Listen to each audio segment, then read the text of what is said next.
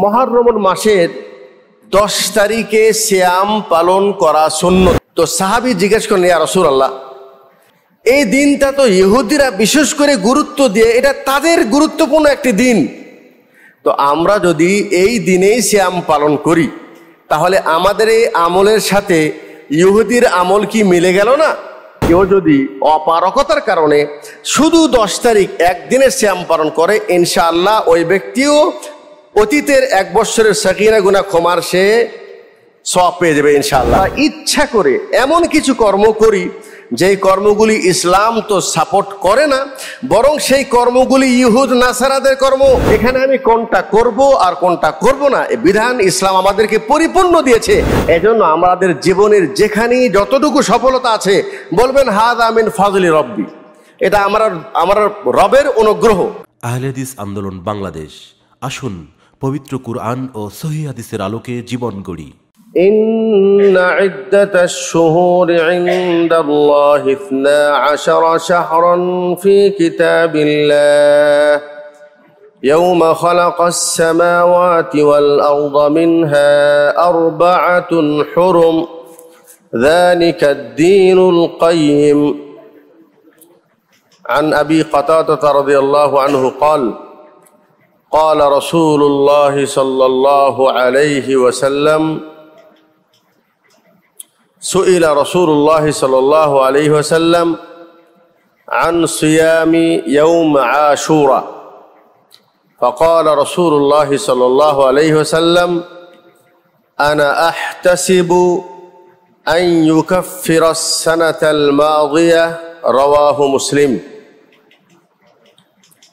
প্রশংসা মাত্রই আল্লাহ সুবহানাহু ওয়া তাআলার জন্য অসংখ্য কোটি দরুদ ও সালাম বর্ষিত হোক প্রিয় নবী মুহাম্মদুর রাসূলুল্লাহ সাল্লাল্লাহু আলাইহি সাল্লামের প্রতি। মুহররম মাসের 10 তারিখে সিয়াম পালন করা সুন্নত। এটাকে বলা হয় সিয়াম আশুরা।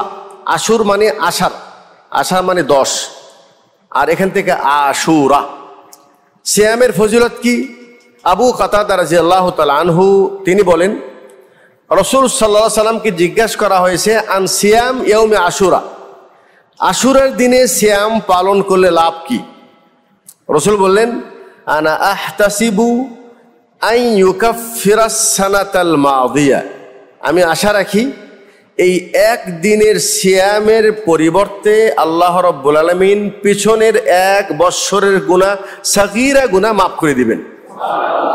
কারণ কি? ইবনে আব্বাস রাদিয়াল্লাহু তাআলা আনহু তিনি বলেন, কাদিমান নবী সাল্লাল্লাহু আলাইহি সাল্লাম আল মদিনা, নবী আলাইহিস সালাম যখন মদিনায় আগমন করলেন, ফারাআল ইয়াহুদ ইয়াসুম ইয়াউম আশুরা, তো তিনি দেখলেন ইহুদিরা আশুরার দিনে বিশেষ করে মুহররমের 10 তারিখে তারা সিয়াম পালন করেন। তার মানে হলেই যে এই সিয়াম শুধু মুসলিমদের জন্য নয়, আমাদের এই উম্মতে মুহাম্মাদিয়ার জন্য নয়, বরং এটা পূর্বের উম্মত থেকে চলে আসা একটি সুন্নত। এমনকি আয়েশা রাদিয়াল্লাহু তাআলা আনহা বলেন, রমাদানের সিয়াম ফরজ হওয়ার পূর্বে মানুষরা এই আশুরার সিয়ামটাকে ফরজ মনে করে রাখত, আইয়ামে জাহেলিয়াতে, মানে এত গুরুত্ব সহকারে রাখতেন। কিন্তু রমাদানের সিয়াম যখন ফরজ হয়ে গেছে তখন ইসলাম ইখতিয়ার দিয়েছেন, এখন তুমি ইচ্ছা করলে রাখতেও পারো, ছাড়তেও পারো, কিন্তু যদি রাখো তাহলে অতীতের 1 বছরের সাগীরা গুনাহ মাফ হয়ে যাবে। কারণ হিসেবে আল্লাহ নবী বললেন, যখন ইহুদিদের জিজ্ঞেস করলেন মা হাদা, তোমরা এই মুহররমের 10 তারিখে রোজা কেন রাখো, সিয়াম কেন পালন করো, তখন তারা বলছেন হাদা ইয়াউমুন নাজ্জাল্লাহু মূসা আন আদুহি ফিরাউন, যে মুহররমের 10 তারিখ এমন একটি সৎ দিন, ভালো দিন, যে আল্লাহ পাক এই দিনে মূসা আলাইহিস সালামকে তার শত্রু ফিরাউন এবং তার শত্রু থেকে নাজাত দিয়েছেন। আল্লাহ নবী সাল্লাল্লাহু আলাইহি সাল্লাম তিনি বললেন, আনা আহাক্কু বি মূসা মিনকুম, তোমাদের চাইতে মুসার সাথে সম্পর্কটা আমার আরো বেশি। অতএব আল্লাহ নবী সাল্লাল্লাহু আলাইহি ওয়াসাল্লাম বললেন, আমি নিজেও সিয়াম পালন করব। ফাসামা ওয়া আমারা বিসিয়ামি, তিনি নিজে সিয়াম পালন করলেন এবং অন্যদেরকেও এই দিনে সিয়াম পালন করার নির্দেশ দিলেন। আল্লাহ নবী সাল্লাল্লাহু আলাইহি ওয়াসাল্লাম নির্দেশ দিলেন। তো যখন আল্লাহ রাসূল সাল্লাল্লাহু আলাইহি ওয়াসাল্লাম মুহররমে 10 তারিখে সিয়াম পালন করতে চাচ্ছিলেন, ইচ্ছা পোষণ করেছেন, তো সাহাবী জিজ্ঞেস করলেন, ইয়া রাসূলুল্লাহ, হাযাল ইয়াউম ইউআযযিবুহুল ইয়াহুদ, এই দিনটা তো ইহুদিরা বিশেষ করে গুরুত্ব দিয়ে, এটা তাদের গুরুত্বপূর্ণ একটি দিন। তো আমরা যদি এই দিনেই সিয়াম পালন করি তাহলে আমাদের এই আমলের সাথে ইহুদির আমল কি মিলে গেল না? একটু ভালো করে বোঝেন। রাসূল বললেন, তাই তো, ইহুদিরাও রাখে, আমরাও যদি রাখি তাহলে যদিও আমাদের এটা ইবাদত মনে করে করছি, সৎ আমল সৎ কর্ম, কিন্তু ইহুদিদের সাথে মিলে যাচ্ছে। তাই রাসূল বললেন, লা ইন বাকিতু, আমি যদি আগামী বছর বেঁচে থাকি, লা আসুমান্না তাসে, তখন আমি কি করব, 10 তারিখের সিয়াম রাখবই, যেহেতু এটার ফজিলত বেশি, তবে তার সাথে 9 তারিখ যোগ করে আমি আরেকদিন সিয়াম পালন করব, যেন সিয়ামও হয় ইহুদিদের বিরোধিতাও হয়। এখানে প্রশ্ন হলো এই যে আল্লাহ নবী সাল্লাল্লাহু আলাইহি সাল্লাম তিনি কেন বিরোধিতা করতে চাচ্ছেন? এই জন্য বিরোধিতা করতে চাচ্ছেন যে ইহুদ এবং নাসারা এরা হলো মুসলিমদের সবচেয়ে বড় শত্রু। আল্লাহ পাক নিজে বলছেন, ইয়া আইয়ুহাল্লাযীনা আমানু লা তাত্তাখিদুল ইয়াহুদা ওয়ান নাসারা আউলিয়া, হে ঈমানদারগণ, তোমরা ইহুদ নাসারাদেরকে বন্ধু বানায়ো না। আর বন্ধুত্বর অর্থ হলো এই যে যাকে ভালোবাসে সে তার অনুকরণ করে, অনুসরণ করে, তার মতো চলার চেষ্টা করে। ইসলাম আমাদেরকে একটি কমপ্লিট ধর্ম দিয়েছেন, দিন দিয়েছেন। এই দিনের ভিতর আমাদের যাবতীয় সব কিছু বিষয় আল্লাহ পাক আমাদেরকে সমাধান করে দিয়েছেন। মুসা আলাইহিস সালামকে হত্যার জন্য হাজার হাজার সন্তানকে হত্যা করলেও মুসা আলাইহিস সালামকে আল্লাহ পাক শুধু জীবিতই রাখেন নাই, তার মায়ে যখন জন্মগ্রহণ করেছে আল্লাহ পাক মায়াকে ওহী দিয়েছেন, ওয়া আওহাইনা ইলা উম্মি মুসা আন আরদিই, মুসার মাকে বললাম যে যখন তোমার ছেলে জন্ম হয়েছে তুমি তাকে দুধ পান করাও, বাড়িতে বসে মানুষ করো। আর যদি তুমি আশঙ্কা করো যে তোমার ছেলেকে তারা দেখে ফেলে দিয়েছে, হত্যা করবে, তখন তুমি তাকে একটা সিন্দুক, একটা বক্সের মধ্যে ভরে তাকে সমুদ্রে ফেলে দাও। ইন্নী রাদ্দুহু ইলাইক ওয়া জাইলুহু মিনাল মুরসালিন, আমি তাকে আবার তোমার কাছে ফিরে নিয়ে আসবো এবং আমি তাকে নবী বানাবো। আল্লাহু আকবার। যাকে মারার জন্য হাজার হাজার সন্তান হত্যা করেছে, মা কি করবে? পুলিশ জেনে ফেলে দিয়েছে, বাড়ি ঘেরাও করেছে পুলিশ, ঘরে ঢুকে সন্তানকে মেরে দিবে। মা আল্লাহর প্রতি ভরসা করে সন্তানকে বক্সে ভরে দরিয়ায় ফেলে দিয়েছে। আল্লাহ রাব্বুল আলামিন তাকে ঢেয়ে নিয়ে ওই ফেরাউনের বাড়ির সামনে যেয়ে তাকে রেখেছে এবং ফেরাউনের স্ত্রী তাকে তুলে নিয়ে অনেক লম্বা ইতিহাস, তাকে ছেলে বলে মানুষ বানিয়ে বড় করে, যার ভয়ে এত হাজার সন্তান হত্যা করলো, অথচ ওই সন্তান ফেরাউনের বাড়ি যেয়ে কোনো মায়ের দুধ মুখে লাগায় না। আল্লাহ বলছেন, ওয়া হাররামনা আলাইহিল মারাদি, বাদশা তার ছেলে মানুষ করবে, কাঁদছে, দুধ প্রয়োজন, দামি থেকে দামি দুধ মা নিয়ে আসতেছে। আল্লাহ বলছেন, আমি কোনো দুধ মা তার মুখে লাগাতেই দিব না, আমি তার জন্য হারাম করে দিয়েছি। ও হাররামনা আলাইহিল মারাদি, কোন দুধ পানের মা তার দুধ আমি তার জন্য হারাম করে দিয়েছি। মুসা আলাইহিস সালামের বোন দূর থেকে দৃশ্য দেখে বলছে, আমি কি আপনাকে এমন একটি মা সম্পর্কে বলবো না যে মার দুধ এ পান করবে এবং সে শান্ত হয়ে যাবে? বলছে, নিয়ে আসো, তাড়াতাড়ি নিয়ে আসো। আল্লাহু আকবার। মা আসলেন, মা আসার পর সন্তানকে নেওয়ার সাথে সাথে গলা জড়াই ধরে দুধ পান করা শুরু করেছে। ইতিহাস শুধু শুনলে হবে না, ইতিহাস থেকে শিক্ষা নিতে হবে। এটাই হলো আল্লাহর কর্তৃত্ব।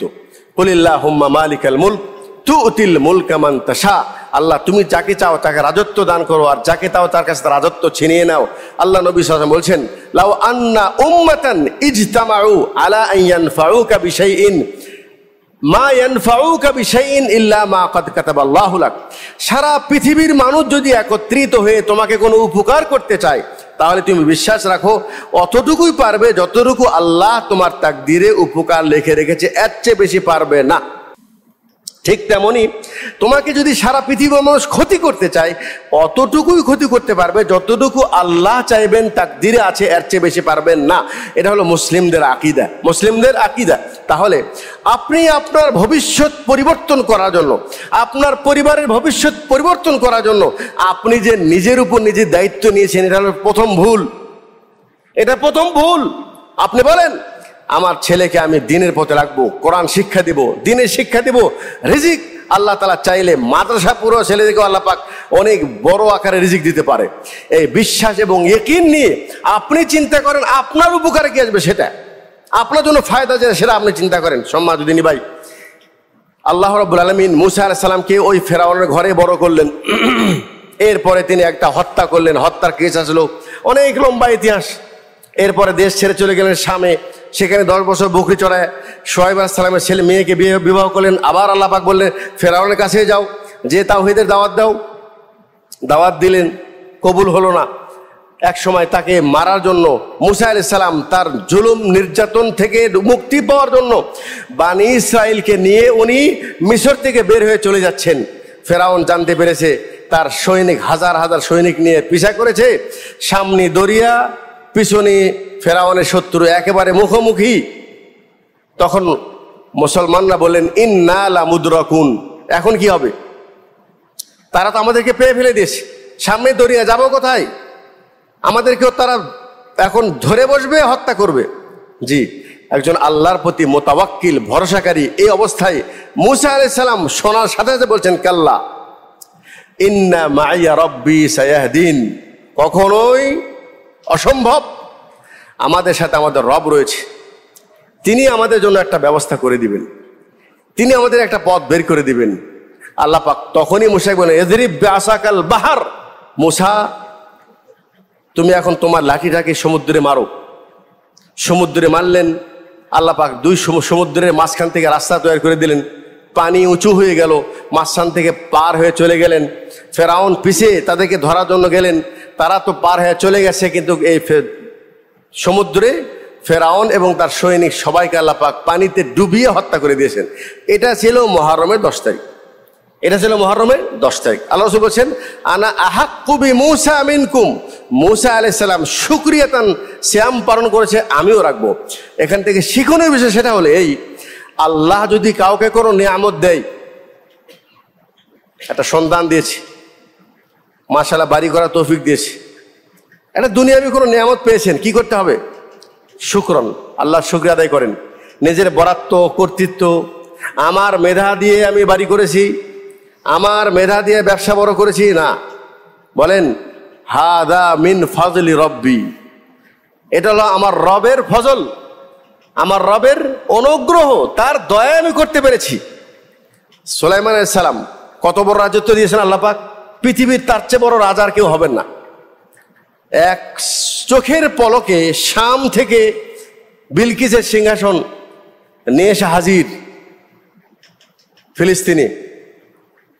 উনি চোখের সামনে দেখেই তার নিজের ইমানটাকে কিভাবে বাঁচাচ্ছেন বলছেন আল্লাহ পাক এত বড় একটা কর্তৃত্ব, হ্যাঁ, যে এই শত শত হাজার কিলোমিটার পাড়ি দিয়ে চোখের পলকে তার রাজ সিংহাসন আমার সামনে নিয়ে এসে আল্লাহ আমাকে পরীক্ষা করতে চায়, লিয়া বলুয়ানি আশকুরু আম আকফুর, আল্লাহ আমার ইমান পরীক্ষা করছে, আমি আল্লাহর শুকরিয়া আদায় করি নাকি আমার নিজের বরত্ব বর্ণনা করি। এজন্য আমাদের জীবনের যেখানেই যতটুকু সফলতা আছে বলবেন হাদা মিন ফাজলি রব্বি, এটা আমার রবের অনুগ্রহ আর রবের ফজল। মুসা আলাইহিস সালাম তিনি শুকরিয়াতান সিয়াম পালন করেছেন, কিছু পেয়েছেন, শুকরিয়া মুখে আদায় করেন আলহামদুলিল্লাহ, আর আল্লাহ রাস্তায় কিছু দান করেন, সাদকা করেন, যে আল্লাহ যেহেতু দিয়েছে সে আল্লাহর খুশির জন্য একটা নেক আমল করতে পারেন। এই ইতিহাস থেকে কিছু বেদাতি আলেম তারা এটা দলিল নেওয়ার চেষ্টা করেছে যে মুসা আলাইহিস সালাম যেহেতু ওই দিন নাজাত পেয়েছে তাই তিনি শুকরিয়াতান সিয়াম পালন করলেন, তো আল্লাহ পাক আমাদেরকে শেষ নবী মুহাম্মদ সাল্লাল্লাহু আলাইহি ওয়াসাল্লাম তিনি এত বড় একটা দামি নবী দান করলেন, আর যেই দিন জন্মগ্রহণ করলেন তো সেই দিন আমরা শুকরিয়াতান আমরা কি মিলাদ পড়তে পারবো না? কথা বুঝতে পারছেন? দলিল কিন্তু এভাবে নেয় তারা, নিয়ে তারা দলিল সাব্যস্ত করার চেষ্টা করে যে আমরা যে রসুলের ঈদে মিলাদুন নবী মানাই তারও একটা সূত্র আছে। যেমন মুসা আলাইহিস সালাম তিনি ওই দিন নাজাত পেয়ে সিয়াম পালন করেছিলেন, উনি রোজা রেখেছেন। হ্যাঁ, আমরা রোজা রাখতে পারি, ইবাদত বন্দেগী করতে পারি, মিষ্টি বিতরণ করতে পারি, মিলাদ করতে পারি, এরকম দলিল নেই। জি ভাই, আপনি কোরআন হাদিস বুঝবেন আপনার দিমাগ দিয়ে নয়, আপনার বিবেক দিয়ে নয়। এটা একটা ইম্পর্টেন্ট বিষয়, এটা একটা আকীদা এবং মানহাজের বিষয়। আমরা এখন বাংলা পড়ুয়া, আর মানে আরবি বিষয়ে অতি জ্ঞানী নেই, এবং শরীয়তের বিষয়ে আমাদের খুব সীমিত জ্ঞান। কিন্তু মাশাআল্লাহ বাংলা ভাষায় সব কিছু অনুবাদ হয়ে গেছে। অবশ্য আমাদের প্রত্যেকে ওখান থেকে উপকৃত হওয়া উচিত, ঠিক আছে না? আমার এক সময় মানুষ ছিল আলেমমুখী, মুরগি জবাই করবে হুজুর কিনে আসো, কোরবানি করবে হুজুর কিনে আসো, মানুষ মারা গেছে জানাজা কে করবে হুজুর, মানে হুজুর ছাড়া কিছুই হবে না। জি না, আলহামদুলিল্লাহ, এটা আমরা আপনাদেরকে বুঝিয়ে দিয়েছি, আপনার কাজ আপনিই করেন, হুজুরের প্রতি ভরসা দরকার নেই। বাচ্চা অসুস্থ হয়েছে, সূরা ফাতিহা পড়েন, বড় বাচ্চা খোঁজেন, প্রত্যেকদিন শোয়ার পূর্বে সূরা ইখলাস, সূরা ফালাক, সূরা নাস পড়ে 2 হাতে ফু দিয়ে ওই হাত বাচ্চার গায়ে স্পর্শ করে বুলিয়ে দেন। আয়েশা রাদিয়াল্লাহু তাআলা আনহা বলেন, আল্লাহ নবী সাল্লাল্লাহু আলাইহি ওয়াসাল্লাম তিনি শোয়ার পূর্বে এই আয়াতগুলি 3 বার পড়ে নিজে ফু দিতেন, আর উনি যখন অসুস্থ হয়ে পড়লেন তখন আমি নিজে পড়ে ওনার হাতে ফু দিতাম, কারণ ওনার হাতটা হলো বরকতপূর্ণ হাত, আর ওই হাত দিয়ে ওনার গায়ে স্পর্শ করাতাম যেন ওনার এই আমলটা বলবৎ থাকে এবং বরকত যেন উনি পেয়ে যান। আপনার আমল আপনি করবেন, আর আমরা ভরসা করে বসে আর একজনের উপরে। সূরা ইখলাসও জানি না, ফালাক নাসও শিখি নাই, আয়াতুল কুরসি পড়তে জানি না, সকাল সন্ধ্যার দোয়া জানি না। বিপদ হলেই হুজুরকে নিয়ে আসো, ঘর বন্ধ করে দাও। ওই যে আয়াতুল কুরসি লটকা রাখছে মসজিদের ভিতরে, আয়াতুল কুরসি রাখছে বাড়ির মধ্যে, হ্যাঁ, এরপরে হুজুরকে নিয়ে এসে ঘর বন্ধ করতেছে কেন? বলে জিনের আসর। আরে বাবা, ওই বাড়িতে সূরা বাকারা পড়ো, সূরা আলে ইমরান পড়ো, বাড়িটা কোরআনের ঘর বানাও, সেখান থেকে জিন পলায়ন করবে। তো আমার আমল আমাকেই করতে হবে, আর একজন করে দিবে না, আমরা করব না, শিখবো না, করব না, সব কিছু হুজুরের উপর ভরসা করেছি। এটা একটা বিপদ। আর একটা বিপদ এখন নতুন করে দেখা যাচ্ছে, সেটা হলো এই যে কিছু বাংলায় 2-4টা বই পড়েই, অথবা কিছু হাদিস মুখস্থ করে তর্জমা জেনে 2-1টা তাফসিরের বই পড়ে এখনো বড় মুফতি, অনলাইনের বাংলা বড় মুফতি, এই বড় বড় মুফতি এখন হাদিসকে অস্বীকার করতেছে, গবেষণা করতেছে। কি গবেষণা জানেন? বলছেন মুসার কাছে শুধু কিতাব আসছিল কোরআন, তাওরাত, ঈসার কাছে ইনজিল, জাবুরের দাউদ আসলামের কাছে জাবুর, মুহাম্মাদের কাছে শুধু কোরআন, তাহলে আবার হাদিস কেন? এই যে যুক্তি, মানে কোরআন হাজার দলিল দিচ্ছে, যালিকাল কিতাব লা রাইবা ফি হুদাল লিল মুত্তাকিন, কোরআনের মধ্যে সব হেদায়েত রয়েছে, হাদিস মানার দরকার কি? এই যে আপনি গবেষণা করছেন, আমি একটা কথা বুঝাচ্ছি এখানে, সেটা হলে কোরআন হাদিস বাংলায় অবশ্যই পড়বেন, পড়া উচিত প্রত্যেকেই, কিন্তু মুফতি হওয়ার চেষ্টা করবেন না, এবং সব মাসআলা আপনি ওখান থেকে নিয়ে ফতোয়া দেওয়ার চেষ্টা করবেন না। ফতোয়া একটা জটিল ব্যাপার, একটা হাদিসের সাথে আরেকটা হাদিসের সম্পর্ক কি, ওখান থেকে হাদিসের ব্যাখ্যা কিভাবে কোরআন থেকে নেবেন, এ বিষয়ে অভিজ্ঞ আলেম ফাসআলু আহলা যিকরি ইন কুনতুম লা তা'লামুন, না জানলে যে জানে তাকে জিজ্ঞাসা করুন। আল্লাহ শুধু কোরআন নাযিল করেন নাই, কোরআনের সাথে শিক্ষক দিয়েছেন রাসূল, মুআল্লিম, যিনি কোরআন পড়িয়ে বুঝিয়েছেন। সেখানে এই জন্য আমরা কোরআন হাদিস বুঝবো আমাদের বিবেক দিয়ে নয়, কোরআন হাদিস বুঝবো যেভাবে বুঝেছেন সালফে সালেহিন। কি কথা বুঝে আসলো? যেভাবে বুঝেছেন সালফে সালেহিন, সালফে সালেহিন বুঝেছেন, ওনারা এই দলিল থেকে ঈদে মিলাদুন্নবী তারা বোঝেন নাই, না তারা বুঝেছেন, না আবু বকর বুঝেছেন, না ওমর বুঝেছেন, না ওসমান, না কোনো সাহাবী, তারা কেউ ঈদে মিলাদুন্নবী বানায় নাই। এখন আরো অনেক বুদ্ধিমতী আছে জানেন, আমরা যখন বলি কবরে সেজদা করা শিরিক, তখন তারা দলিল কি দেয়? আরে কবরে সেজদা কেন, গায়রুল্লাহকে সেজদা করা যদি শিরিক হয়, তাহলে এই শিরিক তো প্রথমে ফেরেশতা করেছে। কিভাবে? বলছে আদমকে সেজদা করেছে, দলিল দেখেছেন? দলিল কোরআন থেকে দেবে। ফাসাজাদু ইল্লা ইবলিস, বলেন ইবলিস শুধু সেজদা করে নাই, বলে যারা সেজদা করে তারা হলো ইবলিসের বংশ, নাউযুবিল্লাহ, আর যারা গায়রুল্লাহ সেজদা করে তারা হলো প্রকৃত মুসলমান। কোরআন থেকে শিরিকের দলিল দিচ্ছে, কারণ কি? বুঝের পার্থক্য, কোরআনটাকে নিজের গতিতে বোঝার চেষ্টা করছে, ওইভাবে বুঝতেছে না যে এইভাবে সালফে সালেহিন বুঝেছেন। আরে বাবা, আদম আলাইহিস সালামকে সেজদা ওই দিন ফেরেশতাকে করতে বলা হয়েছে, এটা আল্লাহর হুকুম, তিনি যেটা করবেন সেটাই শরীয়ত। আজকে সেজদা করো, করাটাই শরীয়ত। এরপরে আর কোনোদিন সেজদা করতে বলেছেন? পরের দিন কি তার জীবনে কোন ফেরেশতারা সেজদা করেছে? এই দলিলকে কেন্দ্র করে পরবর্তী কোন নবী রসুল, এমনকি আল্লাহ রসুল, উনি কি সেজদা করতে বলেছেন? তার মানে কি? তার মানে হলে অনেক পণ্ডিত এমন আছে কোরআনের আয়াত দিয়ে দলিল দেয়, কিন্তু ওই আয়াতটা বোঝার ক্ষেত্রে সালফে সালেহিন কিভাবে বুঝেছে এটা তারা বোঝে না। আমি আলোচনা লম্বা হয়ে যাচ্ছে। আর একটা ইঙ্গিত দেয় বগুড়ার ছেলেদের জন্য, এই যে কিছুদিন আগে জঙ্গি, তারপরে আবেগ দিয়ে ইসলাম বোঝার যে একটা প্রবণতা, হ্যাঁ, যে এইভাবে যদি দেশ চলে তাহলে মসজিদ তো সংশোধন হবে, আমাদের উপর অপবাদ দেয় যে এনারা বক্তব্য দেয় শিরক বেদাত, মানে মসজিদ কেন্দ্রিক, মানুষের নামাজ, মানুষের ব্যক্তি আমলের ক্ষেত্রে, কিন্তু রাষ্ট্র কিভাবে পরিচালনা হবে এটা কিছু বলে না। জি ভাই, আমরা এই জন্য বলি না যে আল্লাহ আমাদেরকে বলছেন ওয়াদাল্লাহুল্লাযীনা আমানু মিনকুম ওয়া আমিলুস সালিহাত, আল্লাহ আমাদের সাথে ওয়াদা করেছেন তুমি ঈমানদার হও, সৎ কর্মশীল হও, আমি তোমার হাতে রাজত্ব ওইভাবে দিব যেভাবে তোমাদের পূর্বে মানুষদেরকে দিয়েছিলাম। দায়িত্ব তো আল্লাহ মাথা দিয়ে নিয়ে নিয়েছেন। তো যেই কর্মটি আল্লাহ নিয়েছেন আপনি ওটা নিয়ে মাথা ঘামাচ্ছেন। আপনাকে জিজ্ঞেস করবে সংসদে কেন ইসলাম ছিল না, কিন্তু আপনাকে জিজ্ঞেস করবে তোমার শরীরে মানে ইসলাম আছে কিনা, জিজ্ঞেস করবে না? তোমার পরিবারে ইসলাম আছে কিনা, জিজ্ঞেস করবে না? এগুলো আবেগ দিয়ে ইসলাম বোঝার চেষ্টা করবেন না। মুসা আলাইহিস সালাম উনি এই দিনে শুকরিয়া আদায় করেছেন, আল্লাহ রাসূল সাল্লাল্লাহু আলাইহি ওয়াসাল্লাম তিনি শুকরিয়া দান সিয়াম পালন করেছেন, তখন থেকে সিয়ামের সিলসিলা চলে আসছে, কিয়ামত পর্যন্ত এরা চলবে, সুন্নত আছে। এই 10 মুহররমে আরেকটি ঘটনা ঘটেছে, সেটা কি? আল্লাহ রাসূল সাল্লাল্লাহু আলাইহি ওয়াসাল্লামের নাতি হুসাইন রাদিয়াল্লাহু তাআলা ওনাকে এই মুহররমের 10 তারিখেই কারবালার মাঠে শহীদ করা হয়েছে। প্রেক্ষাপটে আমি যেতে পারবো না, কেন শহীদ করা হয়েছে ইতিহাস আপনারা পড়ে জেনে নেবেন। এই শহীদের কারণে এক শ্রেণীর নামধারী মুসলমান যারা নিজেকে শিয়া বলে পরিচয় দেয়, আর এমনকি বেরলভী যাদের আকীদা অনেকটা শিয়ার কাছাকাছি, আহলে বাইত নিয়েই তাদের বাড়াবাড়ি, তারা সবকিছু বিবেক এবং আবেগ দিয়ে ইসলামকে বোঝার চেষ্টা করে। ওরা একটা দলিল নিয়েছে আর একটা দলিল বাদ দিয়েছে। কি দলিল? রসুল বলছেন আল হাসান ওয়াল হুসাইন সাইয়্যিদা শাবাবি আহলিল জান্নাহ, জান্নাতের যুবকদের সর্দার হবে। রসুল বলছেন মান আহাব্বাহুম, যে এই হাসান হোসেনকে ভালোবাসলো সে আমাকে ভালোবাসলো, যে তাকে ঘৃণা করলো সে আমাকে ঘৃণা করলো। ফজিলত আছে। আরে বাবা, হাসান হোসাইনের 2 জনারই ফজিলত আছে, ঠিক আছে, কিন্তু ফজিলত তো আরো সাহাবীদের আছে। আবু বকরের আলাদা ফজিলত আছে, ওমরের আলাদা ফজিলত আছে, সাহাবীদের আলাদা ফজিলত রয়েছে, আলীর আলাদা ফজিলত রয়েছে। এখন এনারা কি করছেন? যেহেতু হুসাইন রাদিয়াল্লাহু তাআলা আনহুকে মাজলুম হিসাবে শহীদ করে দেওয়া হয়েছে, ওনারা ওই দিনে শোক মানায়। শোক মানাতে গিয়ে মুহররমের 10 তারিখে তারা ধারালো ছুরি নিয়ে, এক গোছা ছুরি হাতে নিয়ে তারা নিজেকে হোসাইনের সুন্নতকে তারা জীবিত করে, যে হোসাইন তাকে এই ছুরি দিয়ে মেরে জবাই করে হত্যা করা হয়েছে, শহীদ করা হয়েছে, অতএব আমরা এই ছুরি দিয়ে আমাদের শরীরকে কাটি। তারা নিজের শরীরকে কাটতেছে এ হোসাইন বলে, ঠিক আছে। আবেগ দিয়ে ইসলাম, এই আবেগ যে কত বড় ক্ষতি করে ইসলামের ক্ষেত্রে, এটা আমরা আমাদের ভিতরে অনেক আবেগী জিনিস আছে। নামাজ বেশি পড়বো, সমস্যা কি?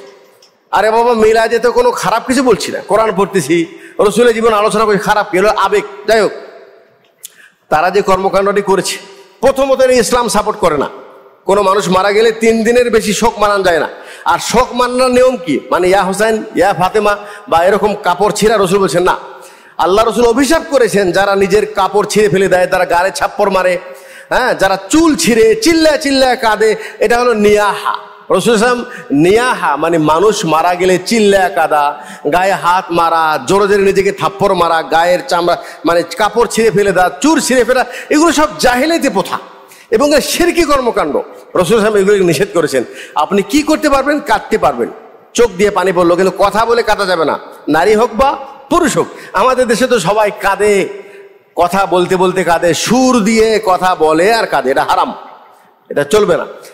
হ্যাঁ, শুধুমাত্র স্বামী মারা গেলে, স্বামী যদি মারা যায় 4 মাস 10 দিন স্ত্রী শোক মানাবে কিভাবে? স্ত্রী কোনো সৌন্দর্যপূর্ণ পোশাক সে নতুন করে পরবে না, আগে থেকে নাকে ফুল পরা ছিল এবং কানে দুল দেওয়া ছিল, স্বাভাবিক পোশাক পরে আপনি ওইভাবে থাকেন। আমাদের সমাজে কি আছে? না, নাকের ফুল খুলে দাও, কানের দুল খুলে ফেলে দাও। এইগুলি কিন্তু শোকের অন্তর্ভুক্ত নয়। শোকের অন্তর্ভুক্ত হলো এই যে আপনি কোনো আত্মীয়র বাড়ি যাচ্ছেন, কোনো বিয়ের অনুষ্ঠানে যাচ্ছেন, তখন কি স্বাভাবিক কাপড় পরেন নাকি নিজেকে একটু সাজেন? মেয়েরা কি করে, মেহেন্দি দেয় সৌন্দর্য বৃদ্ধি করার জন্য, লিপস্টিক দেয়, হ্যাঁ, এবং তাদের সৌন্দর্য বাড়ার জন্য আধুনিক যত প্রযুক্তি আছে এগুলি ব্যবহার করে। এগুলি চলবে না। যেই স্বাভাবিক কাপড় পরে ওই কাপড়ই পরে থাকবে, কিন্তু অনুষ্ঠানে যাওয়ার জন্য যে আলাদা দামি কাপড় পরে এটা পরবে না। এতটুকু শোক মানানোর নিয়ম, তার জন্য দোয়া করবে, চোখ থেকে পানি ঝরবে, সমস্যা নেই।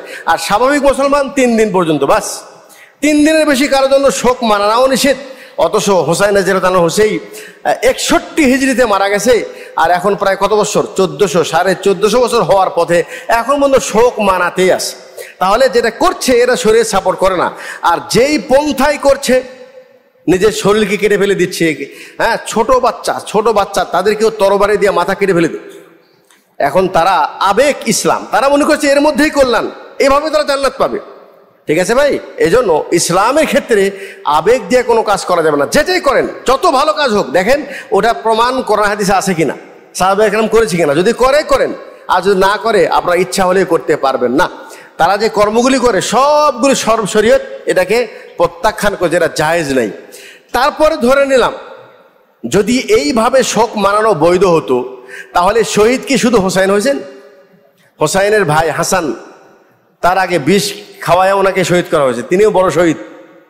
তার বড় শহীদ তার আব্বা আলী রাদিয়াল্লাহু তাআলা আনহু, তাকে শহীদ করা হয়েছে রমজান মাসে, হত্যা করা হয়েছে, তিনি আরো বড় শহীদ। আর তার চেয়ে আরো বড় শহীদকে ওসমান রাদিয়াল্লাহু তাআলা আনহু নিজের টাকাতে মসজিদ বানিয়েছেন, বাকিউল গরকাত বানিয়েছেন, মসজিদে মদিনায় কুয়া কিনে দিয়েছেন, অথচ ওনাকে ঘর বন্দি। তিনি রাষ্ট্রপ্রধান, তিনি খলিফা, ওনাকে বাড়ি থেকে চারিপাশে বন্দি করে রেখেছে, না পানি দেয়, না মসজিদে যেতে দেয়, না ওনা ঘর থেকে বের করে ঘরে লাফ দিয়ে ভিতরে ঢুকে কোরআন পড়তেছিলেন, সে অবস্থা ওনাকে শহীদ করা হয়েছে। এই জন্য ওনার ওসমান রাদিয়াল্লাহু আনহু উনি হলো মাজলুম শহীদ, উনিও শহীদ হয়েছেন। তার বড় খলিফা ওমর রাদিয়াল্লাহু আনহু ফজরের সালাত ইমামতি করছেন, তখন ইহুদি এসে খেনজির মেরে ওনাকে সালাতরত অবস্থায় তাকে শহীদ করে নিচে ফেলে দেওয়া হয়েছে। তিনিও তো শহীদ। ওমর রাদিয়াল্লাহু আবু বকর সিদ্দিক মারা গেছেন, তিনি তো ইন্তেকাল করেছেন, তার বেদনা তো আমাদের মধ্যে আছে। আল্লাহ রসুল তিনি কি ইন্তেকাল করেন নাই? এই বেদনাকে আমাদের অন্তরে কম? তাহলে যারা এই কর্মকাণ্ডগুলি করছে তারা কিন্তু ইসলামের সঠিক না বুঝে নিজের আবেগ দিয়ে করার চেষ্টা করেছে। আমার কাছে যেটা প্রশ্ন আপনাদের জন্য, সেটা হলেই এক সময় আমরা দেখতাম ঢাকায় 2-1 মানুষ, 2, 4, 5, 10 জন মানুষ কালো কাপড় পরে তাজিয়া মানাতো, কিন্তু এখন ঢাকাতেও বের হয়, বগুড়াতেও বের হয়, বাংলাদেশের সব জায়গায় বের হচ্ছে এবং তাদের সংখ্যা দিন দিন বৃদ্ধি পাচ্ছে। কারণটা কি? কারণটা হলে আমরা মুসলমান, আকীদার জ্ঞান নেই, আমরা সবাইকে মুসলমান ভাই মনে করি। মাজারে যাচ্ছে সেও মুসলমান ভাই, মাজারে সেজদা করছে সেও মুসলমান ভাই। শিয়া যাদেরকে কাফের ঘোষণা করে দেওয়া হয়েছে, ইসলামের সাথে তাদের কোনো সম্পর্ক নেই। যারা বলে আল্লাহ পাক ওহী পাঠিয়েছিল আলীর কাছে, ভুল ক্রমে গেছে মোহাম্মদের কাছে, আপনি তাদেরকে মুসলমান বলবেন? তাহলে অথচ আমাদের দেশে মুসলমান কি মনে করে, আরে তাদের মেয়েরা তো বোরকা পরে। ইরানের প্রেসিডেন্ট মাশাআল্লাহ কত সুন্দর দাড়ি, সৌদি আরবের প্রেসিডেন্টের এত দাড়ি নাই। এই যে আবেগ দিয়ে কিছু বাহ্যিক ভালো কিছু জিনিস দেখে মনে করছি তারা আমাদের মুসলিম ভাই। এখন তাদের আদর্শগুলি আমরা নিঃসন্দেহে নিচ্ছি, বাবা এটা ভালো কথা। হোসাইনের পক্ষে তারা মিছিল বের করতেছে, তাজিয়া। হোসাইন যে দুলদুল ঘোড়ায় চড়ে গিয়েছিলেন জিহাদের জন্য, সেই দুলদুল ঘোড়া এখন বানাচ্ছে এবং তার কবরের তাজিয়া বের করে সেই তাজিয়া ঘুরাচ্ছে। ঠিক আছে না? এই যে আবেগ দিয়ে ইসলাম বোঝা, সেই ক্ষেত্রে যেরকম ক্ষতিকর, ঠিক তেমনই আমাদের অধিকাংশ মুসলমান আনপড়ুয়া, মানে অশিক্ষিত মুসলমান, আমরা ইসলামের প্রায় কাজগুলি শুধুমাত্র বিবেক দিয়ে আমরা করার চেষ্টা করি। এই জন্য সামাজিকভাবে যেই প্রথাগুলি চলে আসছে, মানুষ মারা গেলে মিলাদ পড়া হতো, কবরে কাদা হতো, কবরে দোয়া করা হতো, ফরজ নামাজ পড়া, সম্মিলিত মোনাজাত হতো। ঠিক আছে, সামাজিক যত বিধিবিধান আছে যেগুলো আমরা করে আসতেছি, কি হানাফি কার কি আহলে হাদিস, এখন এই সমাজকে যখন আমরা বুঝাতে যাচ্ছি তখন সমাজ কিন্তু আমাদের বুঝ নিচ্ছে না, আমাদেরকে বলছে আর নতুন হাদিস নিয়ে আসতেছি। আরে বাবা, হাদিস নতুন না, তুমি জানো না তাই। এই জন্য আপনি যে অবস্থায় আছেন সেটা, ওটা বড় কথা নয়। বড় কথা হলে আপনি কর্মকাণ্ডটি হাদিসের সাথে মিলছে কিনা। আমি আলোচনা শেষ করে দেবো। সেটা হলেই বাংলাদেশের প্রেক্ষাপটে আল্লাহ পাক সূরা ইউসুফে যে বলেছেন, ওমা ইউমিনু আকসারুহুম বিল্লাহ, 106 নম্বর আয়াত, ওমা ইউমিনু আকসারুহুম বিল্লাহি ইল্লা ওয়া হুম মুশরিকুন। অধিকাংশ মুমিন তারা শিরককারী। এই আয়াতের প্রেক্ষাপট যদি দেখেন তাহলে বাংলাদেশের অধিকাংশ মুসলমানের ভিতরে শিরিক রয়েছে, সে যেই কেউ হোক না কেন, কথায় শিরিক, কর্মে শিরিক, হ্যাঁ শিরিক রয়েছে। এই শিরকি সমাজকে পরিবর্তন করতে গেলে আপনি একাই পারবেন? একাই পারবেন? বলেন যে না, একাই পারবেন না। আর একার অতটা ফলপ্রসূ হবে না, এটা একটা পরিকল্পিত। আপনি একাই করতে গেলেও আপনার কাছে অতটুকু এলিম নেই যে করতে যে আমি কোথায় ভুল করছি, কোথায় লাইনচ্যুত হয়ে গেছি, আপনাকে সোজা করে দেবে কি। এই জন্য আলহামদুলিল্লাহ বাংলাদেশে আহলে হাদিস আন্দোলন এই সমাজ সংস্কারের ক্ষেত্রে তারা যে একটা বড় ভূমিকা রেখেছে। আমি যদি আপনাকে জিজ্ঞাসা করি আইন আল্লাহ, আল্লাহ কোথায় আছে, আমার বিশ্বাস এই অনসুরকির অধিকাংশ মানুষ বলবে আল্লাহ ফিস সামা, আল্লাহ আসমানে আছে। যদি আপনি আমাদের সাথে সম্পর্ক রেখে থাকেন, আর যারা আমাদের সাথে সম্পর্ক রাখে না, সে যেই হোক, যত বড় পীরের মুরিদ হোক না কেন, জিজ্ঞেস করেন আইন আল্লাহ কোথায় আছে, বলবে আল্লাহ ফি কুল্লি মাকান, আল্লাহ সব জায়গায় আছে, বলবে না? আপনি জানেন এটা রফুল এদেন করা না করা ইখতিলাফ না, এটা একটা হলো ইমান আর একটা হলো কুফুর। একটা ইমান আর একটা কুফুর। আপনাকে কে শিখিয়েছে? আলহামদুলিল্লাহ সংগঠনের বরকত।